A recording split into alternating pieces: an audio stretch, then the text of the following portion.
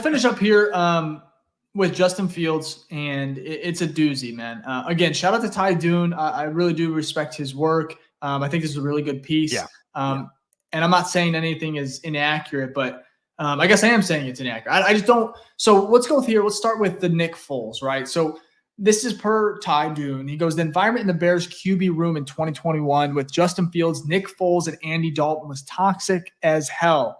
Here's a quote here from the article. There were several arguments amongst the QBs. Once, per one source, Foles was trying to teach something to Fields in the QB room, and upon turning toward the rookie, Foles realized Fields wasn't even paying attention. His head was down. At that point, Foles was done trying to play mentor. The two could not stand each other.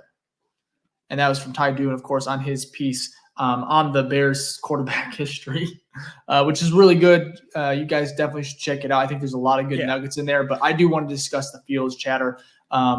It's weird because I again, shout out to Tyler. I don't think this is an indictment of him. Like, I'm sure the information that was given to him, trust the source, things like that. But it's from an outside perspective, after watching Fields and how he's kind of handled himself in the building, how players have talked about him, how the GM talked about him, how even Matt Nagy talked about him, Flus talked about him. Right now, they could all be lying. They could. I can't prove that. But it's very hard if I've been fed like this is a good guy over and over and over and over again. It's very hard for me to then be like, take this article and be like, oh, I'm going to hold a lot of value to that, because it's one data point versus thousands of data points I've gotten from multiple sources from watching this and covering this team. You know what I mean?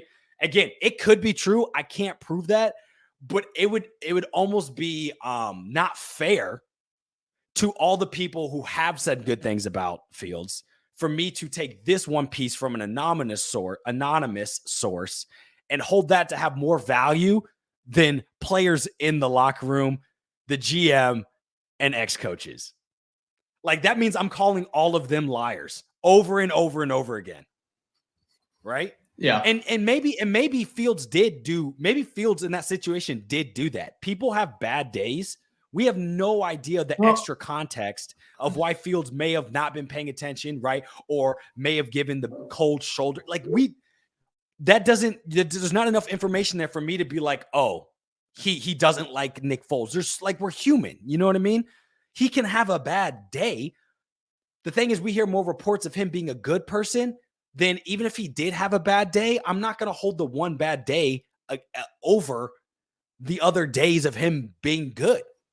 I mean, what do you think? Well, I mean, it's not about, I think you're 100% accurate on good day, bad day, but it's like, at the same time, I mean, you got two different generations in Nick Foles and Andy Dalton. And you got a young kid, Justin Fields, who should have been a top 10 pick, right? He's what? And should have been. He was 11. And one on the depth chart. Well, honestly. He should have came in. He was ready to. I think the way he was going to develop the best was just throwing him out there, giving him all the reps in training camp, mini camp, rookie mini camp, everything, veteran or training camp within itself, and he would have been a different quarterback. Instead, you throw in this complicated shit with Nick Foles and Andy Dalton mentoring, and then you throw him in against Cleveland in what, week 6, 7, something along those lines. Yeah, it was brutal. But for me, I think there was probably some truth to this in regards to maybe them not getting along all the time. But the Bears, that whole entire year, we all talk about his rookie season being a flaw or being wasted, right? This is just a part of that equation entirely in regards to how they just went about it the entire wrong way. And I think I tweeted about Caleb Williams and how the difference between Fields and Caleb is so drastic, and how he came into the league, Justin. And now you look at what the Bears have provided for a rookie quarterback in Caleb Williams. It's night and day, man. But also to go back to the OTA quote from Flus, like when they asked him, have you told Caleb he's going to be the starter? It's like, no discussion. He's QB1. You know what I mean? Like, that is a complete opposite of how Fields was handled. And I want to say this because I see some, we're going to get to the super chat here in a minute, but I agree. I think with this, I don't want to talk too much about Justin because we are moving on. I just don't, the slander for Justin, it doesn't make sense to me. It's weird. Especially now. Again, nothing against Ty and his sources, what he did. But for me and for what I've heard and what you said, Vic, you talked about the coaches and everything. This is just so out of left field. It's weird timing, is it? But I agree. The Bears quarterback history, because that's what Ty was kind of alluding to and how it's been chaotic and how this actually is the best setup for the Bears and a quarterback in Caleb Williams. I get that. But for me, miss me with this slander. Miss me with this Justin Fields. Also, why now? It's weird. Why? Why? Because it's May 13th, nothing else to talk about, I guess. I mean, I get it. I mean, for Tyler, I understand his perspective why doing it now, but I'm like, this sore. It's like you just want to rustle some feathers right now. Like, I don't know.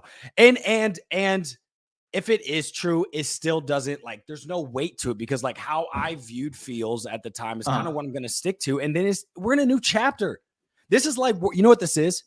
This is like worrying about your ex when you found a better partner now. You know what I mean? It's like there's stories coming up of your ex. It's like, why are you? Who cares? Like I'm with this now. Why would I? We've moved on past that. Why are you bringing me information about my ex? I do not care. And that's nothing against Fields or Tyler. It's just like I saw it and I'm like, really? I'm really focused in on Caleb throwing dots at practice. Yeah. You know what I mean? But again, I still think it was an entertaining piece outside of the field stuff.